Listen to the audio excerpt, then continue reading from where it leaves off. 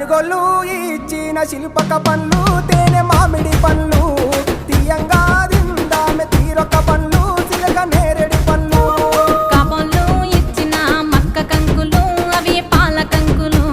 కాల్చుకొని తిందాము కందికాయలు పచ్చి పల్లికాయలు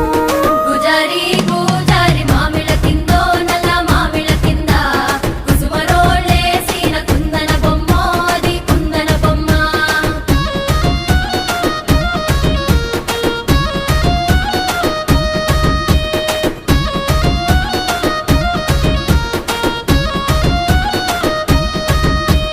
బెస్తోలు పెట్టిన పచ్చి చేపలు అవి వట్టి చేపలు